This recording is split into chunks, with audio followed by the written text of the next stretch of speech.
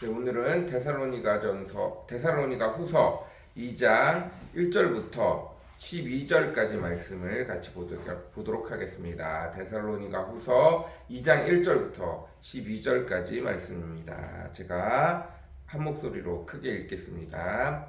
형제들아, 우리가 너희에게 구하는 것은 우리 주 예수 그리스도의 강림하심과 우리가 그 앞에 모임에 관하여 영으로나 또는 말로나 또는 우리에게서 받았다 하는 편지로나 주의 날이 이르렀다고 해서 쉽게 마음이 흔들리거나 두려워하거나 하지 말아야 한다는 것이라.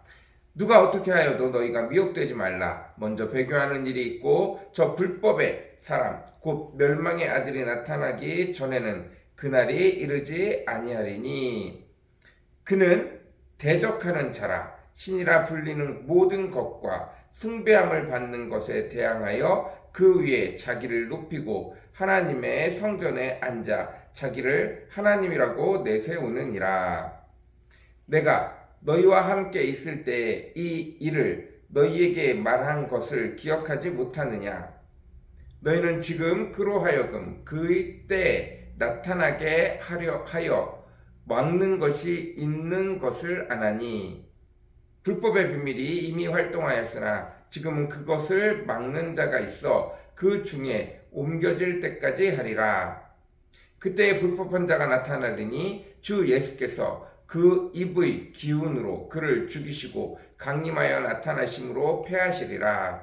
악한 자의 나타남은 사탄의 활동을 따라 모든 능력과 표적과 거짓 기적과 불의의 모든 속임으로 멸망하는 자들에게 있으리니 이는 그들이 진리의 사랑을 받지 아니하여 구원함을 받지 못함이라. 이러므로 하나님이 미혹의 역사를 그들에게 보내사 거짓 것을 믿게 하심은 진리를 믿지 않고 불의를 좋아하는 모든 자들로 하여금 심판을 받게 하려 하심이라. 아멘. 오늘은 데살로니가 후서 2장 1절부터 12절까지 말씀인데 데살로니가 후서가 쓰여진 이유에 대해서 정확하게 말하고 있습니다. 1절에 형제들아, 우리가 너희에게 구하는 것은 우리 주 예수 그리스도의 강림하심과 우리가 그 앞에 모임에 관하여 지금 무엇이 문제가 되냐면 그리스도의 강림과 모든 백성들이 그 앞에 모여서 어떻게 살아갈 것인가. 다른 말로 하면 데살로니가 후서의 내용은 무엇이 빠졌다고요? 소망이 깨어진 거예요. 하나님이 곧 다시 오실 것과 그 다시 오실 때 우리가 어떻게 준비하여 그를 맞이할 것인가에 관한 내용이에요. 그런데 이것이 깨어진 거예요. 어떻게 깨어졌냐면 2절 영으로나 또는 말로나 또는 우리에게서 받았다는 편지로나 사도 바울과 함께 전도하는 사람들에 의해서 누가 찾아왔는데 내가 바울과 함께 전도했던 사람이에요. 바울이 나를 보냈어요. 바울과 함께 있었는데 그때 하나님의 예언이 임했어요. 영으로나 말로 내가 바울과 함께 어디 전도 다니고 바울이 지금 나에게 보냈어요. 혹은 편지로 우리에게서 받았다는 편지로 사도 바울이 편지로 계속해서 서신서를 쓰고 있잖아요. 편지를 위조해서 간 거예요. 그러니까 어떤 데살로니가 교회에 미혹하는 영이 들어온 거예요. 이단이 들어온, 쉽게 말해서 이단이 들어온 거예요. 근데 그 이단이 나는 바울과 함께 있었는데 어떤 예언을 받았어. 나는 바울과 함께 있었는데 바울이 이 말을 전하라고 했어. 심지어 바울이 이 편지를 보냈어 라는 편지를 가지고 왔는데 이게 다 가짜라는 거예요. 자, 무엇이 가장 큰 문제가 되냐 하면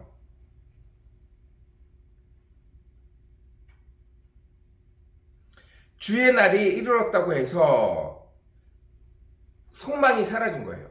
예수님의 재림에 관련돼서 사도 바울과 예수님이 하늘에 올라가시면서 내가 너희가 본 것과 같이 똑같이 오리라. 그리고 중간에 성령님이 임하시고 똑같이 오리라 라고 말씀을 하셨는데 그것이 이미 임했다는 거예요. 그리고 그 가운데 벌써 어떤 사람들, 자기들 각자의 기준을 가지고 이미 하나님 앞에 예배해야 되는 모습들, 사도 바울이 이렇게 예배합시다, 이렇게 모여서 우리가 인내하고 견디며 하늘의 소망을 가지고 주일날 모여서 같이 예배하고 막 하는 것들에 대해서 틀렸다고 지적을 하는 거예요. 그리고 어떻게 해요? 자기들의 방식으로 이미 하나님의 재림이 임했고 그 재림 후에 일어날 일들에 대해서 우리에게 알려주셨다 하고 말하면서 어떻게 하는 거예요? 그 백성들의 모임의 방식이나 이 모든 것들을 자기 것으로 바꿔가는 거예요. 그걸 어떻게 얘기하고 있냐면, 누가 어떻게 하여도 너희가 미혹되지 말라. 먼저 배교하는 일과 저 불법의 사람 곧 멸망의 아들이 나타나기 전에는 그날이 이르지 아니하리니 그는 대적하는 자라. 신이라 불리는 모든 것과 숭배함을 받는 것에 대항하여 그 위에 자기를 높이고 하나님의 성전에 앉아 자기를 하나님이라고 내세우느니라. 예, 오늘날 이단들, 특별히 모든 이단들은 결국은 누가 교주가 돼요? 자기가 교주가 되어져서 하나님과 혹은 하나님의 손자, 하나님의 자손, 하나님의 새로운 현신이라고 말하면서 자기를 하나님과 같이 높이죠. 이 일을 이미 사도 바울이 이 데살로니가 교회에 이미 이러한 일들이 일어났다는 거예요. 이 일들은 이미 구약의 묵시록에 기록이 되어져 있어요. 다니엘서라든지 에스겔, 이사야 이런 예언서들에 이미 종말에 관한 내용들이 기록이 되어져 있습니다. 이렇게 적그리스도가 이제 조금 뒤에 가면 요한계시록이 나오면서부터 더 자세히 나오지만 이 적그리스도들이 나타날 것들에 대해서 이야기하고 있습니다. 이런 8절 9절 그때 불법한 자가 나타나니 주 예수께서 그 입의 기운으로 그를 죽이시고 강림하여 나타나심을 폐하시리라. 악한 자의 나타남은 사탄의 활동을 따라 모든 능력과 표적과 거짓 기적과 불의의 모든 속임으로 멸망하는 자들에게 있으리니 이는 그들이 진리의 사랑을 받지 아니하여 구원함을 받지 못함이라. 이러므로 하나님이 미혹의 역사를 그들에게 보내사 거짓 것을 믿게 하심은 진리를 믿지 않고 불의를 좋아하는 모든 자들로 하여금 심판을 받게 하려 하심이라. 뭐라고 그랬죠? 마지막 날 예수님이 재림하기 전에 거짓 선지자들을 보내는데 그 거짓 선지자들이 뭘 해요? 불의의 모든 속임으로 9절 모든 능력과 표적과 거짓 기적과 불의의 모든 속임으로 모든 능력, 표적, 거짓 기적, 불의의 모든 속임이 그들에게 있다는 거예요. 하나님과 비슷한 능력으로, 표적으로, 기적으로 나타나지만 그들은 다 자기를 예수라고 말할 거라는 거예요. 그들을 자기를 사람들 앞에 높임을 받게 한다는 거예요. 이렇게 하나님이 미혹의 역사를 그들에게 보내 사람들로 하나님이 보내시지 않으면 되는데 그런 거짓 선지자들이 나타나지 않게 하면 되는데 하나님이 그것을 허락하신 이유는 12절 진리를 믿지 않고 불의를 좋아하는 모든 자들로 하여금 심판을 받게 하려 하심이라. 하나님의 말씀을 전하지만 여전히 우리 속에는 하나님의 말씀 자체를 싫어하는 자들이 본성 속에 있다는 거예요. 그런 자들에게 거짓 선지자들을 보내면 자석으로 이렇게 갖다 댈 때 모든 철가루들이 딱 자석에 달라붙는 것처럼 하나님을 본성적으로 하나님의 말씀 자체를 거부하고 미워하는 자들은 이 거짓 선지자들에게 착 달라붙을 수밖에 없다는 거예요. 그런 자들을 걸러내기 위해서 하나님께서 일부러 거짓 선지자들을 보낸다는 것입니다. 저와 여러분 그런 거짓 선지자들에게 따라 넘어가면 안 돼요. 지금 당장 나타나는 여러 가지 것들로 이단에 넘어가면 안 됩니다. 오늘날의 이단, 사람들이 많이 넘어가는 이유는 첫 번째, 그들이 너무 성실하고 착하기 때문이에요. 과천에 신천지가 한참 유행할 때 막 방송에서 신천지가 이단이라고 막 떠들 때 신혼부부들이 과천에 많이 있었는데 너무너무 인간적으로 그 이단들이 가서 잘해준대요. 너무너무 잘해주니까 TV에 이단, 신천지 이단이라고 나옴에도 불구하고 그 사람들을 외면할 수가 없대요. 매주 찾아가서 반찬도 해주고 말도 들어주고 청소도 같이 해주고 막 이러니까 인간관계에 끌려서 처음 넘어간다는 거예요. 그리고 같이 공부를 하다 보면 하나씩 조금씩 말씀을 배우다 보면 그 거짓 말씀에 대해서 조금씩 배우다 보면 그게 다 맞는 것 같다는 거야. 그리고 결국은 그 교리에 빠져 들어가서 헤어나올 수가 없다는 거예요. 이 말씀을 구별하는 방법은 처음에 그들을 따라가서 한 2, 3주 듣다가 한 두세 주 쉬고 난 다음에 다시 가서 들으면 정말 말도 되지 않는 이야기를 하는데 그 이야기를 매일 따라 나온 사람들은 너무 당연하다는 듯이 그 말을 듣고 있는데 중간에 2, 3주 빠졌던 사람들은 다시 가서 그 말씀을 듣고 있으면 이게 갑자기 너무 엉뚱한 데로 간 것이 느껴지는데 거기에 앉아있는 사람들은 그걸 모른다고 말하더라고요. 네, 상식에 너무 맞지 않는 말씀을 나누는 거예요. 누가 들어도 너무 이상한 말씀인데 매일 쫓아가서 그걸 들으면 조금씩 넘어가서 결국은 그 말에 혹해서 빠져나올 수가 없다라는 거예요. 네, 여러분 이단의 유혹에 주의해야 합니다.